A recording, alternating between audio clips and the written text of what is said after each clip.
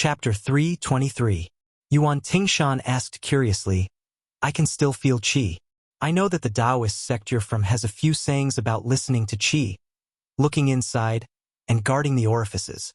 However, I really don't believe in fate. The middle-aged Taoist smiled. Do you only believe in the blade in your hand? Yuan Tingshan did not feel ashamed at all. He nodded heavily. Of course. I didn't believe in my parents in the past, and I won't believe in my wife in the future, let alone other people. I only believe in the blade in my hand. A withered yellow autumn leaf drifted in the air. The middle-aged Taoist flicked his finger, and the yellow leaf drifted over. The withered leaf was like a blade, cutting a gray butterfly beside Yuan Tingshan in half. The gray butterfly scattered on the surface of the water and was swallowed by a fish. The middle-aged Taoist said softly, Do you believe that this is fate? Do you believe that this action of mine will cause me to lose a few days of cultivation? The evolution of heaven and earth will form a world of its own. Life has its own rules and regulations. This is the Taoist sect's excuse for being difficult to understand. It's not as vivid as the secular world saying. There's a scale in the human heart, and it's difficult for every family to recite scriptures.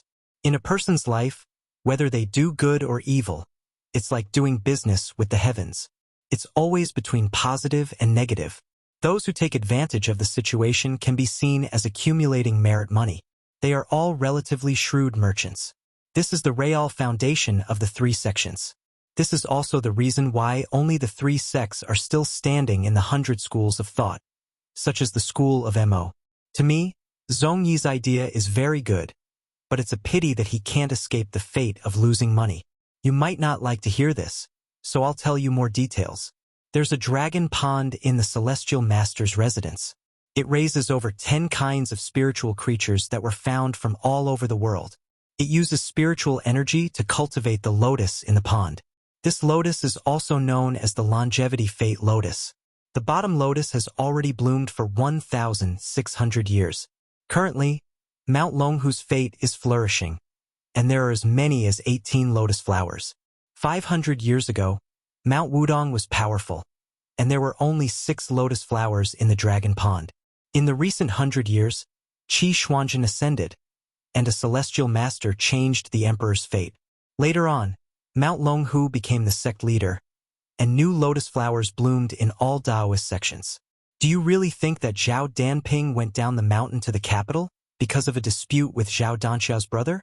That year, 3 lotuses of the Lotus of Providence withered for no reason. This was a situation that had never happened even when Su Xiao attacked Mount Longhu. As the new leader of Mount Wudong connected the providence of heaven and earth, another 3 lotuses withered in the dragon pool. Yuan Tingshan, do you know how much effort those nobles of the Celestial Master Mansion have put in? As for Shenyuan Jingqing, whom you look down upon, this person is not inferior to me in terms of the theory of providence patterns. In fact, he is even better than me. As for why I admire Shenyuan Jingqing so much, I won't tell you. Not reaching celestial phenomenon and not touching the mysteries of the heavens were not deliberately exaggerated by the ancestors.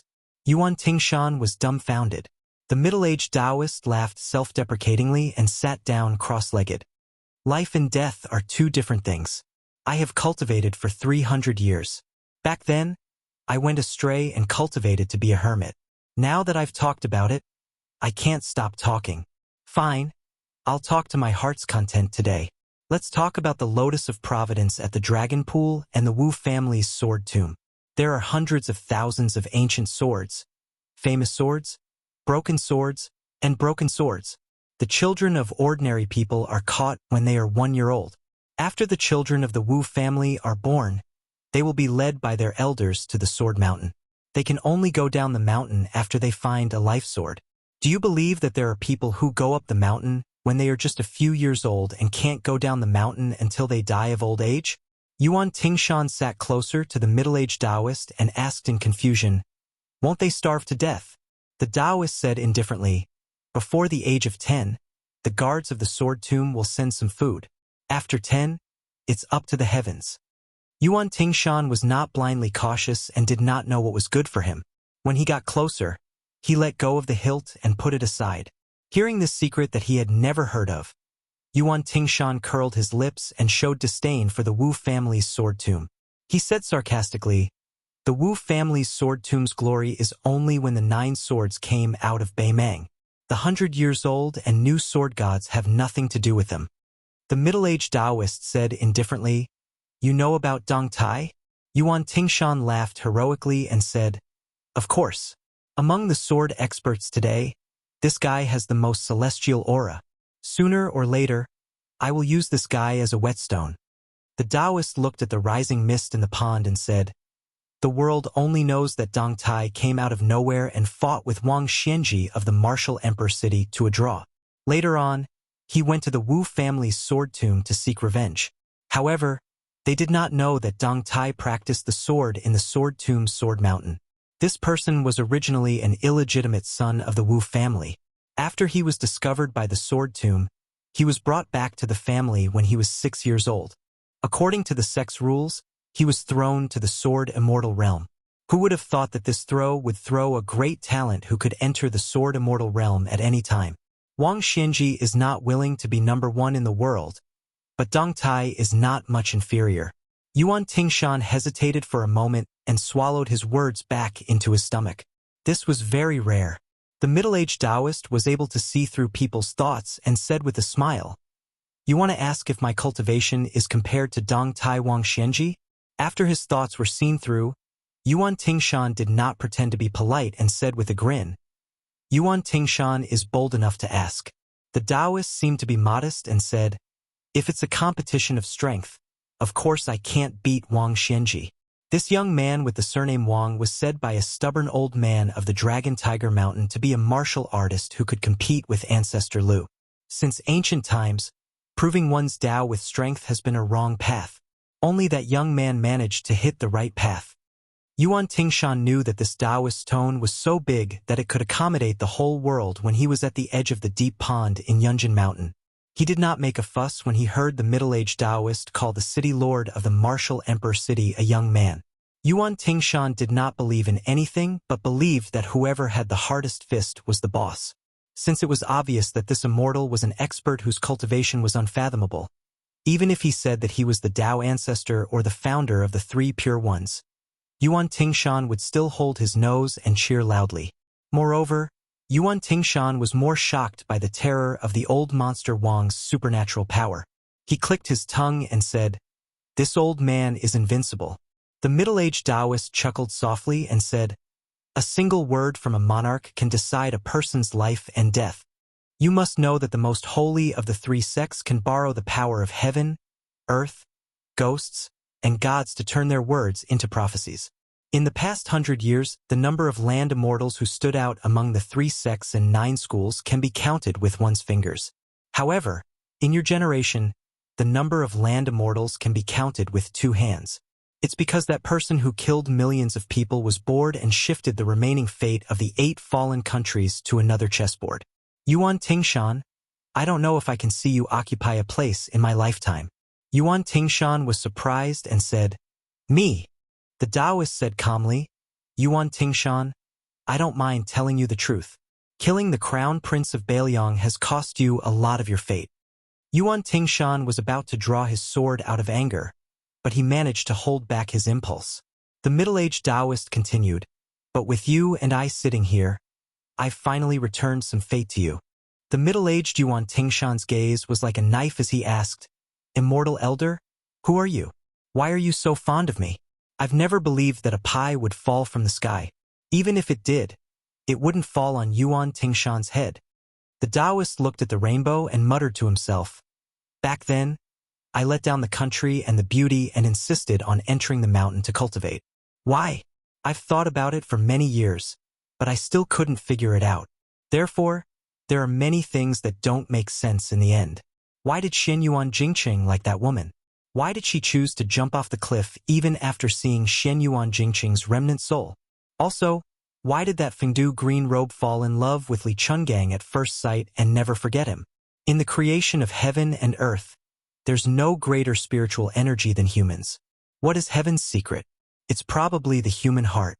I remember back then when I watched Qi Xuanjun and Li Chungang fight, Li Chungang went down the mountain quietly. Later on, I talked to Qi Xuanjin about this matter and finally asked him why he never left Mount Longhu in his life. Yuan Tingshan couldn't wait to ask, why? The middle-aged Taoist exhaled a long breath and said slowly, Qi Xuanjin said he was enlightened at the age of 12. He knew he was Lu Dongxian, so he waited for a red robe. However, he knew he couldn't wait for that life, so he reincarnated. He was just waiting. Yuan Tingshan was shocked to the extreme. He said with his eyes wide open, Immortal Qi didn't ascend, but Ancestor Lu reincarnated. There's really reincarnation. How can he know his past life? The middle-aged Taoist sighed, I don't know who Qi Xuanjin reincarnated as, and I waited for this life. Roughly speaking, since the time of Ancestor Lu more than 500 years ago, based on the 60 years of life, there should be 10 lifetimes, right? Yuan Tingshan was absent-minded as if he had fallen into a demon's trap. He suddenly became ferocious. Hey, what Ancestor Lu reincarnated? What Immortal Qi reincarnated? I ran into that red robe, so I'll kill him first. If I can make this immortal wait for another life after 500 years, I won't waste my time in this world. The Taoist narrowed his eyes and didn't say anything. Heaven's secret was heavy. Unfortunately, Yuan Tingshan didn't notice it at all. Chapter 324. A yellow horse that was as thin as a match was tied to a tree, snorting weakly. A few black crows perched on the branches were making annoying noises. An inconspicuous old man slowly turned around from behind the tree. He tightened his belt and had a helpless look on his face. He couldn't even defecate in peace.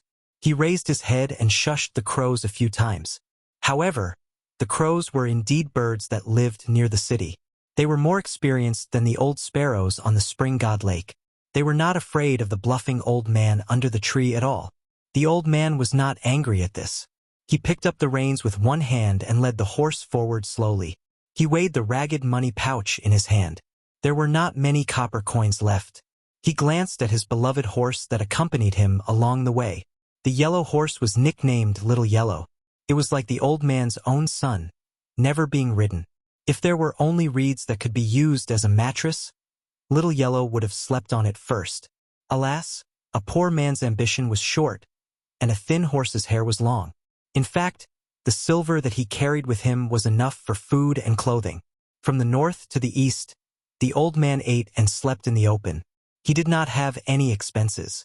It was only when his stomach was full of wine worms that he went to the downtown market or a roadside wine stall to buy a bottle of wine to satisfy his cravings. However, along the way, he met a few pitiful people and spent the silver like splashing water. In the past, the young master said that people in troubled times were not as good as dogs in peaceful times. However, now that the world was peaceful and prosperous, not everyone could be lucky enough to raise a dog in peaceful times.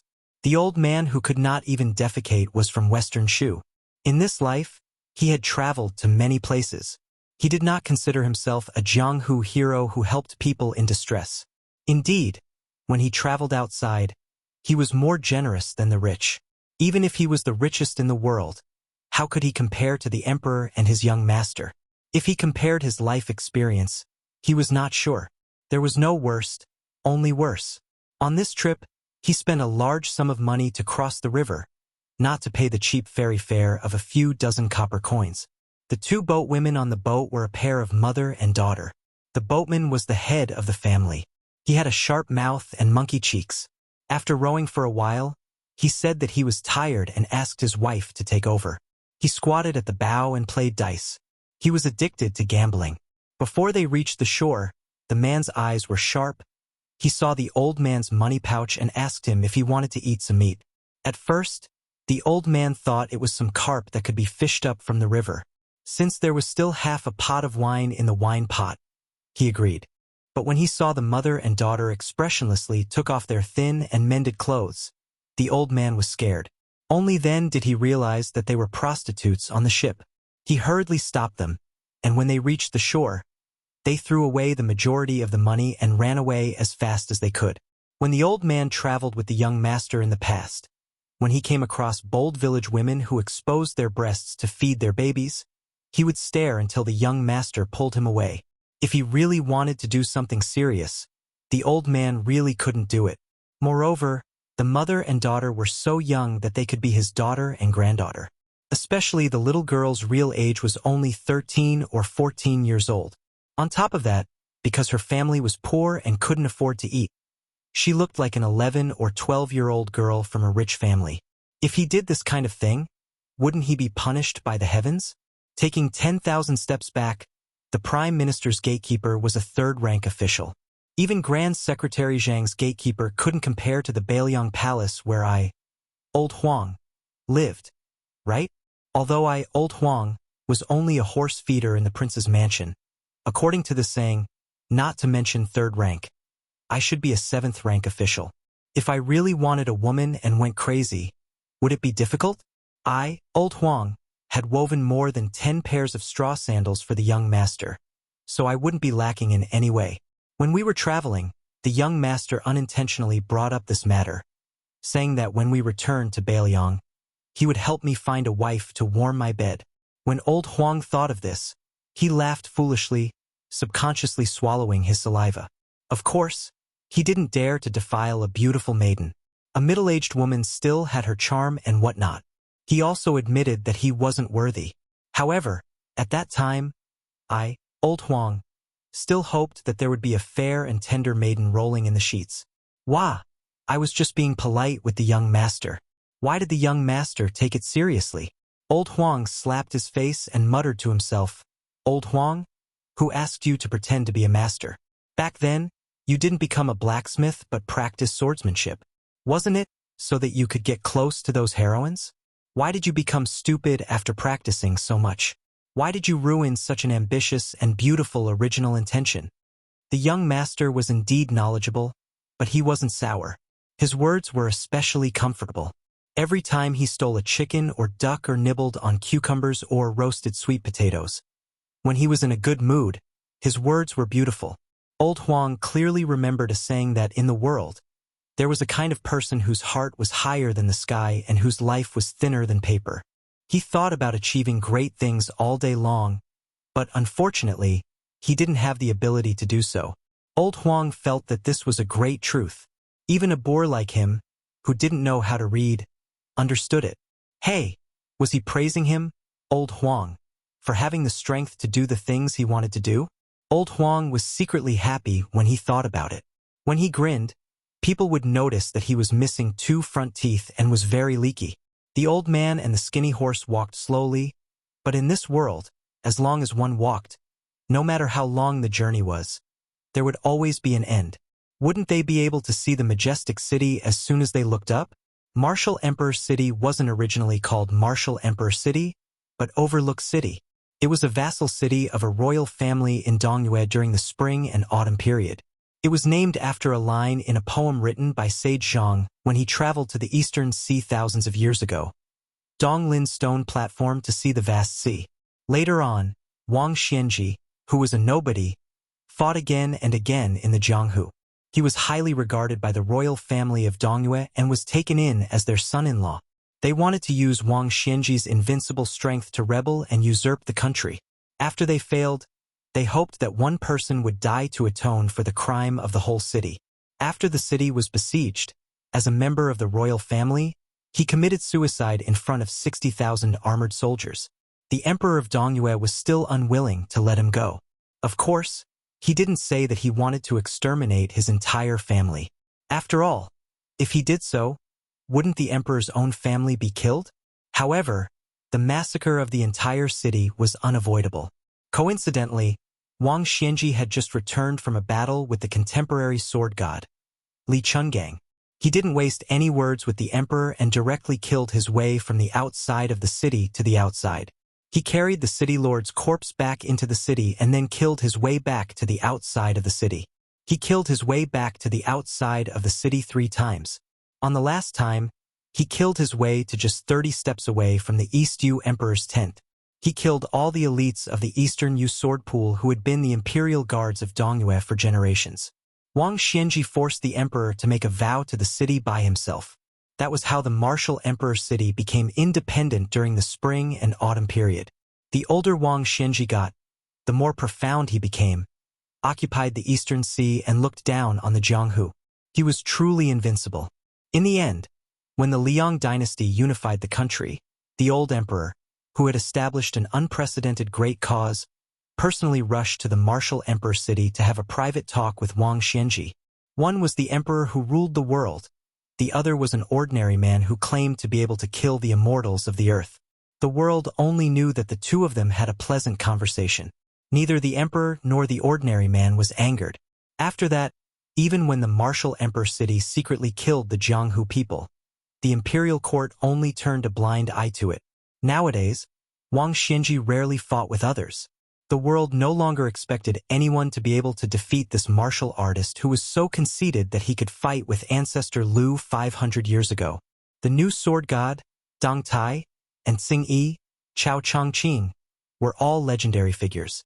However, in the martial emperor city, they only fought until they were undefeated. Everyone had already regarded them as deities. Ordinary experts weren't worthy to meet Wang Xianji, let alone Wang Xianji. As for Wang Xianji, who used human strength to prove the heavenly Tao, if he really wanted to kill someone, even the immortals of the earth, as long as they hadn't ascended, would be unable to defeat Wang Xianji. The old man walked to the towering city gate. The people of the Jianghu who entered the city together with him were all experts with boundless elegance. If they weren't those who had red hair and iron arms, it felt like they could blow people away with just a sneeze. Then they were those who stood out from the crowd. If they were to fart, the entire Jianghu would say that it was fragrant. The old man was like an inferior horse. Both of them were starving. It was really unsightly. Most importantly, before this old man entered the city, he purposely slowed down his pace, allowing a young heroine in luxurious clothes to walk in front of him. While he was staring at her charming swaying buttocks, he took out an ivory comb and combed his messy gray hair. Since this beautiful heroine in exquisite clothes dared to come to the martial emperor city alone, she definitely wasn't an ordinary young lady who only knew how to play zither, go, calligraphy, and painting. Sensing the gaze behind her, she turned around and glared. However, when she saw that it was an old man who was leading an inferior horse that was even worse than a mule, she didn't bother about it anymore. She snorted coldly and went straight into the city. The old man said to himself, "If my young master and that brat Wen Hua saw this young lady, my young master would probably cheat Wen Hua of his money again, right?" After entering the city, the old man walked along the central city's main road until he could see the top of the city wall. Then, he sat down at a roadside wine stall and poured out all the copper coins in his money pouch onto the table. He grinned and said, "Waiter, bring me a pot of good yellow wine and boil it for me." The waiter was a local of the martial emperor city and had never looked down on foreign martial artists, let alone an old man like this. He rolled his eyes and said, "This amount of copper coins is barely enough to exchange for a mouthful of yellow wine." Old Huang smiled foolishly and said, "It doesn't matter. I'll just take a mouthful. Give me a small bowl, and I'll treat it as a bowl of wine." After he finished speaking, he ignored the waiter's look and raised his head to look at the top of the city wall. He said softly, "Young master, the situation is tense.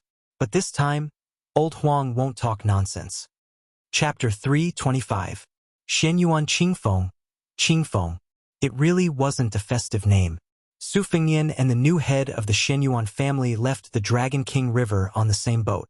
From the looks of it, this woman wouldn't stop until they reached the great river. On the surface, she had at least done her part as a host. She hadn't even warmed up the position of head of the Great Bull Gang yet, and she had already gotten into character so early? Su Fengyan didn't dislike her sending him off. After all, he had left in a hurry and didn't have time to talk about many things. Or perhaps, the things he talked about were too vague. He immediately sat at the bow of the boat and ate hawthorn as he talked to Shenyuan Qingfeng in detail. Shenyuan Qingfeng basically agreed to all of his requests and was very aware of being a puppet. Su Fengyan wasn't used to seeing her meek and obedient demeanor. Perhaps it was because he and Wen Hua had been taught a lesson by this shrewish woman back in the Lantern Festival. Although Wen Hua had a nondescript wooden sword in the past, he practiced the vile sword art. Especially after he colluded with His Royal Highness, his swordsmanship was still muddled, but his vile sword art was already perfected. After being chased around by Shenyuan Qingfeng's evil slave for half a day, he was still stubborn even after being stepped on by her. No matter what, he was a good man who didn't fight with women. Otherwise, with his size, he could cut 10 of you with one hand. At that time, Shenyuan Qingfeng, who was still living a happy life, sneered and ordered the people to let go of Wenhua. Then, she used a horsewhip to cut the wooden sword ranger 7 or 8 times from head to toe. After the two were dragged away by old Huang, Su Fengyan almost recognized Wenhua, which was enough to show how ruthless Shenyuan Qingfeng was. Since then, Wenhua had been thinking every day about the day when he had perfected his swordsmanship and could hold his head high. He would definitely go to Mount Hui and beat her to death with his wooden sword. Every time he talked about this, Wenhua would lovingly gaze at beggar Su, who was as soft and tender as a woman. His Royal Highness would feel goosebumps all over. That one guy. Shenyuan Qingfeng obviously paused for a moment, probably intending to add a comment like a libertine. However, life was full of ups and downs. The lecherous beggar he met by chance years ago had suddenly become the legitimate eldest son of the most powerful king in the world. According to common sense, birds of a feather flock together. A young man who could do such despicable things with the crown prince of Bailiang must be either rich or noble. Most likely, he was loitering outside of Bailiang under the guise of studying abroad. Therefore, Shenyuan Qingfeng asked a reasonable question. Is it a son of an aristocratic family who has been traveling around the various provinces? Su Fengyan just held his belly and laughed, without any explanation. After he was done laughing, he leisurely ate the hawthorn and spat out a few seeds. He asked in a seemingly casual manner, "There's a machete man in Mount Hui called Yuan Tingshan. I heard that you're very familiar with him?" Shenyuan Qingfeng, who had been standing and looking down, said calmly, "When I left the mountain, I had already sent my guest, Hong Yuan, to lead more than 20 men of sacrifice to the Sisters' Waterfall to encircle and annihilate Yuan Tingshan." Su Fengyan suppressed the shock in his heart and said with a smile, "Is this a sign of allegiance to express goodwill to me?" Shenyuan Qingfeng said coldly, "As long as your highness does not betray Mount Hui, Shenyuan Qingfeng will not betray your highness. As expected of father and daughter, you speak in the same tone." Su Fengyan sighed from the bottom of his heart. He grabbed a handful of hawthorns and raised his hand slightly, wanting to give it to the woman who was temporarily sitting on the same boat as him. Seeing her wooden and indifferent expression, Su Fengyan did not feel embarrassed. He threw a hawthorn into his mouth and stood up to look at the river. His field of vision was wide and he saw a flight of gray geese in the sky.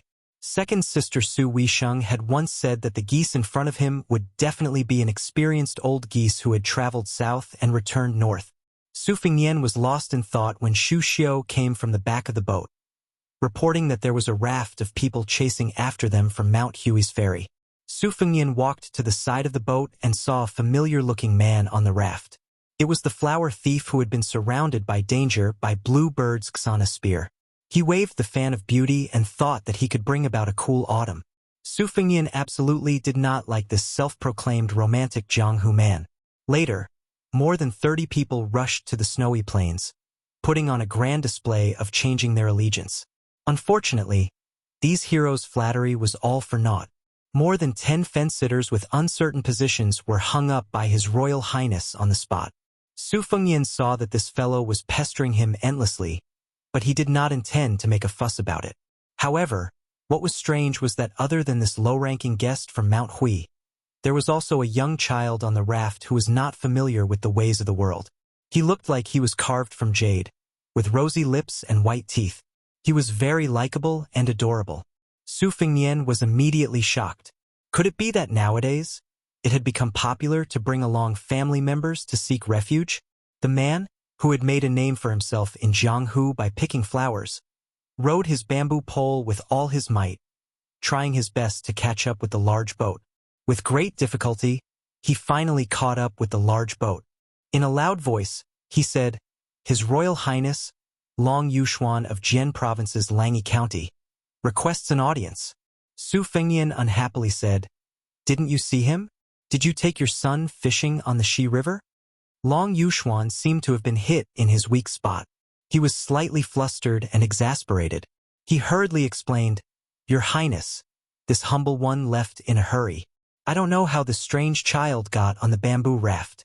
This humble one doesn't even know this child.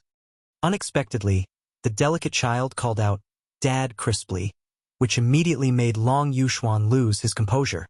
The pitiful guest, who was somewhat famous in Jianghu, was so angry that he almost vomited blood. He turned his head to look at the innocent child at his feet and glared at him. "Dad, you're my dad. Can't you be my dad?" The child suddenly burst into tears. His two small hands did not forget to grab Long Yuxuan's robe. He sobbed miserably and said, "Dad, Mom died early. You can't abandon me." Chapter 326. Long Yuxuan almost went mad with anger, but he didn't move. Otherwise, with his strength, he could easily kick this child into the river and feed him to the turtles. Long Yuxuan boasted that he had never been touched by a single flower. He had only had brief relationships with the beauties painted on the peach blossom fan. How could he have a son? Did he really think that it was easy to be a virtuous flower thief in this day and age? Not to mention that he needed to be handsome and talented. Other than those pretty girls from humble families who had been enchanted by the book, The First Snow, and wanted to elope with a poor scholar, Long Yuxuan was quite relaxed. All he had to do was wave his fan and recite poems. But for those girls from respectable families, just by looking at their belts, jade pendants, fragrant sachets, and other trivial things, Long Yuxuan could tell how much weight they had. Want to ride a horse? Oh my! Do you know how much money a good horse costs? It was a bottomless pit. The women of noble families had their eyes on the top of their heads. Each and every one of them had a vicious and crafty gaze. If they wanted to show off their wealth, they had to spend a lot of money. Long Yuxuan had spent money like water these years, but he hadn't been able to save a single copper coin. Last time, he had swindled the county governor's daughter with a fine purple colt. It was said that one tael of purple colt's meat was one tael of gold. How heavy was this horse? How much money did it cost? Of course, the cash-strapped Long Yuxuan couldn't afford it. He had borrowed it with great difficulty from a disreputable noble family disciple from another province. Thus, every time Long Yuxuan caressed the peach blossom fan, he couldn't help but shed bitter tears for himself. He had been a low-level guest at Mount Hui and didn't have enough money. Back then, he had only borrowed this large umbrella to shelter himself from the rain. Now, the few who had held the umbrella were all dead. The snowfield was truly deserving of its name. It was said that even the insufferably arrogant ancestor, Shenyuan Pan, had died just like that. If that little girl, Shenyuan Qingfeng, were to hold the umbrella, how big could she hold it with her small hands? Long Yuxuan saw that His Royal Highness's methods were truly impressive, so he was determined to follow him to Beiliang. It was rumored that Beiliang had a Yanji county, and that the women there were so fair and tender that water could be squeezed out of them. How could Long Yuxuan not be infuriated when a bastard suddenly appeared out of nowhere and called him father? Su Fingnian and Shenyuan Qingfeng exchanged glances. She shook her head and said softly, "Every guest has a secret file in Mount Huishan." Shenyuan Qingfeng memorized every single one of them. There's no record of them having children. Su Fingnian said to Long Yuxuan on the bamboo raft, "If you want to prove that he's not your son, it's simple. Kick him into the river and you can get on the boat." Long Yuxuan was stunned. Su Fingnian quietly waited for the rest of the story.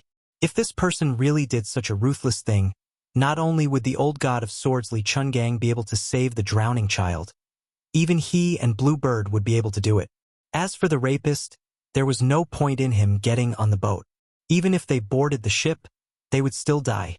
Beiliang had used a lot of money, fame, and fortune to raise dozens of capable people. A bull's mound was unreachable in the Jianghu, but to a colossus like Beiliang, it wasn't even worth mentioning. A guest of Mount Huishan? If he was thrown into Beiliang Palace, how many splashes could he make on Tidehark Lake? There weren't many interesting people in the world like Chu Lushan, who was as cruel and unscrupulous as a wolf for 10 years. But apart from being ruthless, how could a rapist compare to Fatty Chu's methods? There was news from Xiangfan City that a man with polychoria surnamed Lu had become so engrossed in killing that he had turned Jing and Palace upside down. But Long Yuxuan only smiled and said, "Let's say goodbye to His Royal Highness." Su Fengyan slowed down the raft and put some distance between it and the ship. Her eyes suddenly widened as she saw the man give her the middle finger, then turn the raft around and flee toward Mount Huishan. Xianyuan Qingfeng turned her head slightly, the corners of her mouth quirking up. She originally didn't like Long Yuxuan, but his actions today were true to his nature and made her see him in a new light. Originally, the rapist Long Yuxuan's reputation was terrible and his martial arts weren't outstanding, so she had her own thoughts. This person couldn't even be considered a chicken rib from Mount Huishan. She was also a woman and innately detested Long Yuxuan's actions. After taking over the bull's mound, she originally planned to give him a few lesser-known secret manuals and some gold and silver as a reward to get him out of Mount Huishan. But now she changed her mind. Although she was forced by the situation to help the crown prince do evil, she was very happy that someone could cause trouble for his royal highness. Su Fengyan smiled and said, "You have guts. You should be rewarded." Xianyuan Qingfeng seemed to be afraid that this scheming his royal highness would have the intention to kill. She said softly, "It's not easy for the ship to turn around. With the speed of the raft, it'll reach the shore soon. This person has fled into the dense forest of Mount Longhu, the ancestral court of Taoism. It'll be difficult to find him again." Su Fengyan didn't say anything, but thought of another Jianghu. This Jianghu was probably something even Xianyuan Qingfeng couldn't imagine. There was no sword god with 2 sleeves and a green snake sword that opened the gate of heaven. No Chao Qingyi and Wang Mingyin. No celestial ancestor of Mount Huishan, and no Confucian sage, a land immortal.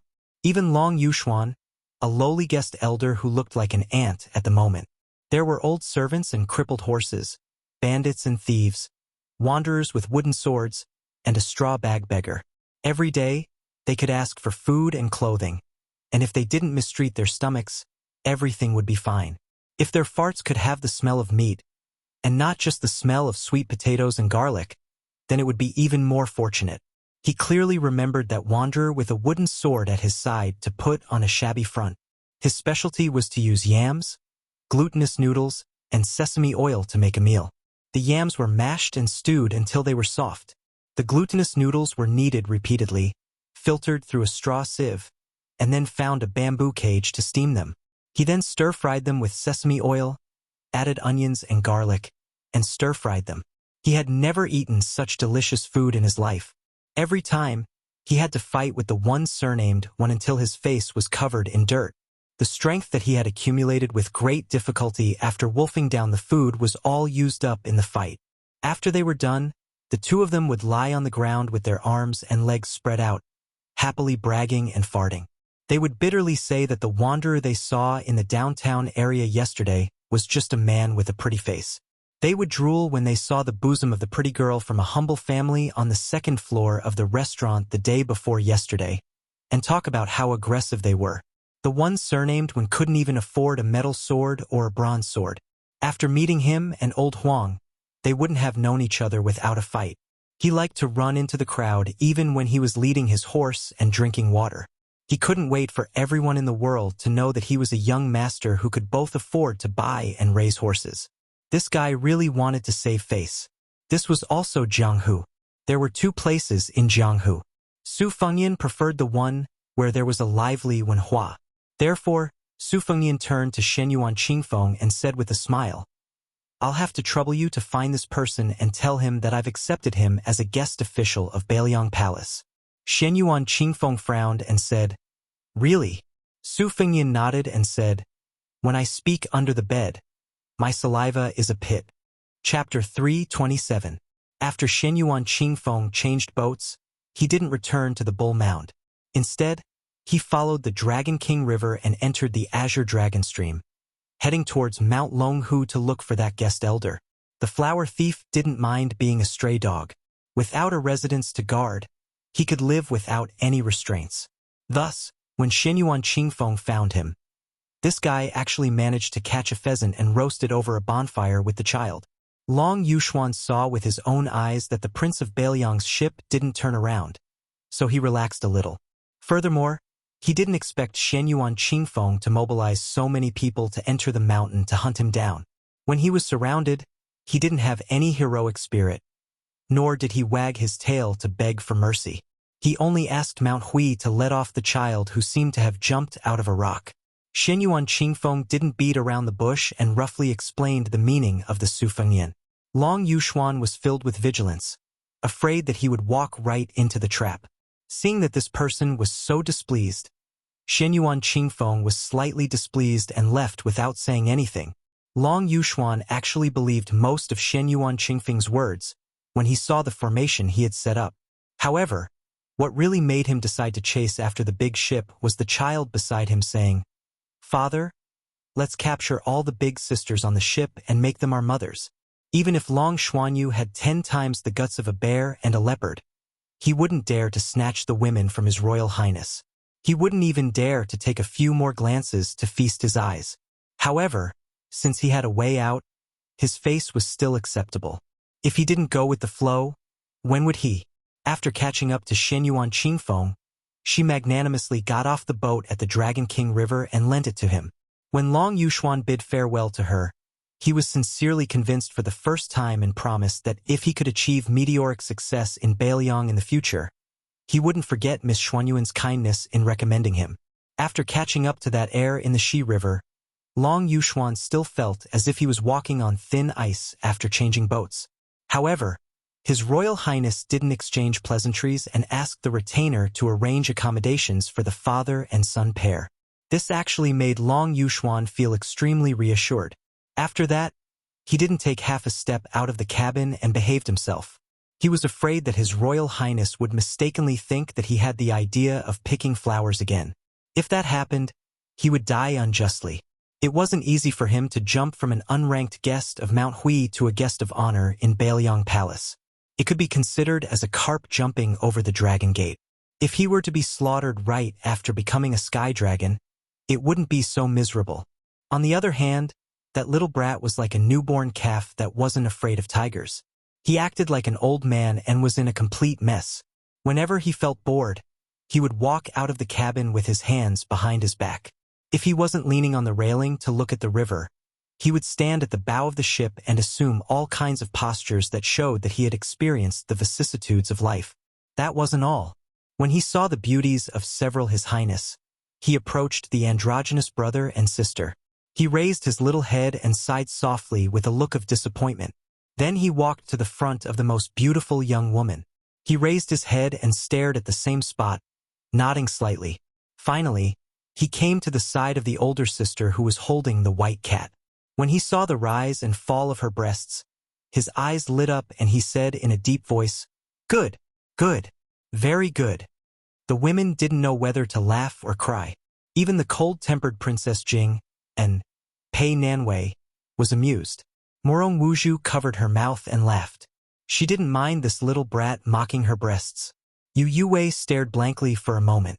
The little guy said, "I'll help you hold the white cat. You can hold me." After saying that, he jumped up and wanted to take Wu Meinyang. However, His Royal Highness, who was watching coldly from the side, took a big step forward and lifted the little bastard up by the back of his collar. He hung him in the air and scolded jokingly, "You dare to take advantage of this heir-apparent's woman. If you're not Long Yuxuan's son, who would believe you?" The child couldn't reach the sky and couldn't fall to the ground. He bared his fangs and brandished his claws in the air. Yu Yuwei glared at His Royal Highness. She was naturally charming. For the next 2 days on the surface of the river, Su Fengyan, who was originally the core of the strict hierarchical circle, was somewhat harmonious due to this child's disturbance. It was like a paper hanger mending a leaky window. Finally, there was some warmth. The child did not have a name or surname. Even if he was beaten to death, he would not admit that this child was his child. Yu Yuwei was rarely childish. She saw that he had raised 2 crickets at some point in time and would often lie on the deck with his buttocks sticking out to watch the 2 insects fight fiercely. Therefore, she gave him the nickname of Little Bug. On the ship, other than the old man who was in closed-door training and had never shown his face, and His Royal Highness did not have a good impression of this little pervert, there was almost no one who did not like him.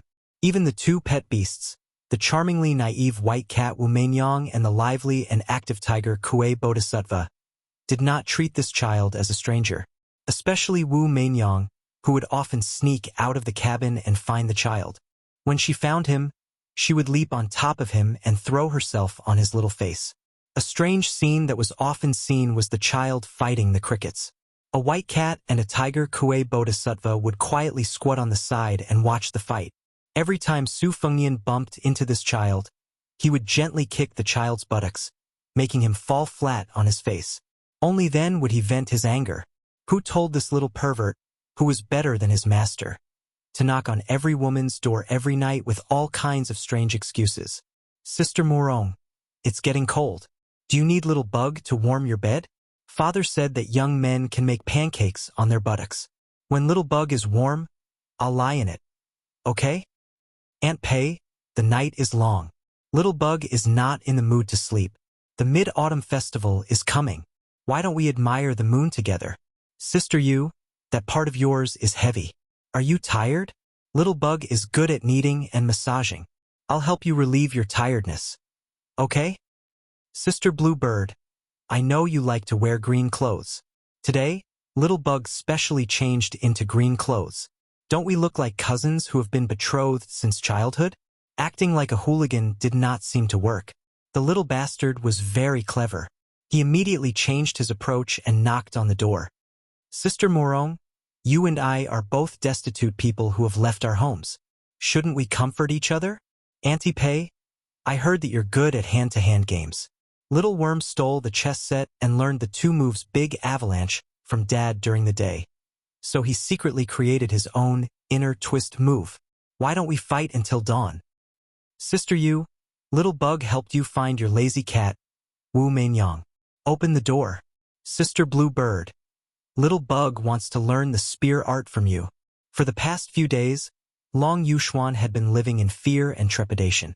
Facing this little guy who had just taken off his pants, he certainly could not beat him up. However, no matter if he pretended to scold him or patiently persuaded him, this cheap son of his would just roll his eyes. Even more so, he could not beat him up. Although Long Yuxuan was a flower thief, he was not an extremely vicious person. Otherwise, on the bamboo raft, he would not have chosen not to bite the bait that was laced with poison and instead turned back. In general, they were father and son in name, but this little guy was already acting like a father. Later, Long Yuxuan saw that the atmosphere on the boat was not serious. Although the little guy was messing around, he heard that he was quite popular among beauties. Therefore, he decided to just ignore him and do whatever he wanted. The boat was at the Shi River, but they could already see a small riverside city. This was the border of the Jian province. If they continued north, they would reach the Eastern Sea Martial Emperor City in 10 days. The old god of swords, Li Chungang, finally walked out of the cabin and came to the bow. Su Fengnian was too far away from the old man, so he could not see any clues. Long Yuxuan was finally summoned by His Royal Highness and was officially recognized as having a place on the boat. After chatting for a while, Su Fengnian found out that this former flower thief was actually from the school of Moism. Although the school of Moism had declined along with the other schools of thought, before the spring and autumn period, only Confucianism was respected. At that time, Buddhism had not spread from the west to the east. The school of Moism, which worshipped gods and ghosts, could compete with Taoism. Unfortunately, they were not as tactful as Buddhism and Taoism. They directly clashed with the rising and unstoppable Confucianism. Several schools of thought could not fit in and finally lost. However, the leader of the school of Moism, Juzi, had always been known as the ghost god in the human world and was still a high and mysterious figure. Long Yuxuan was the disciple of the previous Juzi and was one of the 36 pro-disciples. As for why he was expelled from the sect, Long Yuxuan did not explain in detail. Su Fengnian was also too lazy to get to the bottom of it. Who didn't have a book or a loincloth? The people of Jianghu were no different from the scholars. Most of them were stubborn. Hitting someone was a matter of gratitude and grudges, but hitting someone's face was a matter of life and death. On the shore, the fearless Su Fengnian saw a woman with a sword and subconsciously shrunk his neck. With a whoosh, he hid in the cabin and did not dare to disembark. The people on the boat who had met His Royal Highness other than Bailiang all thought that they had met with a disaster. Otherwise, with the domineering Bailiang heir and his family background, How could he be so timid? Long Yuxuan carefully looked at the woman who had boarded the boat. Although he was shocked, he was also curious. This young woman's appearance was average and did not look fierce. Was there a heroine in the world who could make his new master fear? Out of his professional instincts, Long Yuxuan wondered if His Highness the Crown Prince had done some shady business and had his lover come knocking on his door. However, the beauties around His Royal Highness were all peerlessly beautiful. No matter how bad his taste was, he would not go so far as to steal this woman in front of him. Right? Just as Long Yuxuan was puzzled, the heroine sneered after boarding the boat. Su Fengyan. What? You dare to go to Wu Wu City but don't dare to see me? Chapter 328. What was Jianghu? It was a curtain of pearls. Women were those pearls, strung together to form Jianghu. The woman who had boarded the ship, whom Long Yuxuan had mistaken as a heroine, was undoubtedly the brightest pearl in Jianghu. There was almost no need for the suffix, one of. Although her appearance was only average, she was delicate and aloof. When she was young, she had traveled all over Bailiang with her family, drawing geographical maps. Later on, she entered Shangyin Academy and studied under Chancellor Dao Lin and the great master of the School of Military Strategy. She was famous for her poetry and literature, especially for the creation of 19 chessboards. She was the world's hegemon. Her chess style was calm and she could see strategies. Strangely enough, when she played chess, she rarely made a move that would make the spectators feel as if they had been struck by lightning. She was neither treacherous nor evil. Her moves were firm and steady. It seemed that she did not seek to make any achievements, but only sought to make no mistakes. Often, when she entered the middle chessboard, she would have a perfect winning spirit without any flaws. Judging a person based on calligraphy, she naturally could not be called a beauty. However, if one were to judge a person based on chess, she was undoubtedly an unparalleled existence in the world. On the chessboard, she convinced people with her reasoning. Outside of the chessboard, she had also made many moves to convince people with her strength. Her sword was not a gaudy ornament. She had cut off a head in Shangyin Academy. This was a feat that the previous Jixia scholar of Shay Lake, the spring and autumn demon Huang Longshi, had never done. Today's literary circle had mixed praise for this young woman, but no one said that she was mediocre. But all of this was nothing. To the idiotic crown prince, he even dared to chase after Su Xiao with a broom. The reason why he was afraid of her on this trip was because he had a guilty conscience. If it was in the past, he would not be able to reason with his second sister, Su Weisheng. He would make a scene and annoy her. Most of the time, he would be able to muddle through. However, this time, he would most likely lose a layer of skin. Su Weisheng had treated him well and did not touch the art of war that could defeat 10,000 enemies. Instead, he did not learn how to maneuver in the imperial court. That boorish man was already very disgusted with him. In addition, when Su Fengyan took the risk of going to Martial Emperor City, he was even angrier. A gentleman would not stand against a collapsing wall. If he was not a gentleman, he should be even more so. Originally, he should go to Gangnam-do first to visit his eldest sister, Su Jihu, or go to Shangyin Academy to find his second sister. According to the itinerary, if he wanted to save time, he should go to Shangyin Academy, Mount Longhu, and Martial Emperor City, and then pass by Huding County on the way back. However, it was because he was worried about his second sister's feelings that he took so many detours. As Su Jihu had said, he still had to consider whether his second sister would be petty about going to Gangnam-do first before going to the academy. The ship was only so big. How long would it take for His Royal Highness, who was like a fish waiting to be slaughtered on the chopping board, to hide? Su Fengyan didn't wait for Su Weisheng to enter the cabin to search. He squeezed out a smile and trotted out. Without saying anything, he hugged his second sister and didn't give her a chance to hit him with the scabbard. He called her sister in a flattering manner. However, he kept in mind that he should call her sister and not second sister. He said with a mischievous smile, "Why are you in the Zhenzhou? This place is a little far from the lifeless Shangyin Academy." Morong Xiong and Morong Xiong looked at each other. Even Morong Tonghuang, who was always shrewd and scheming, was dumbfounded by this scene. Su Weisheng, who was being hugged, didn't struggle.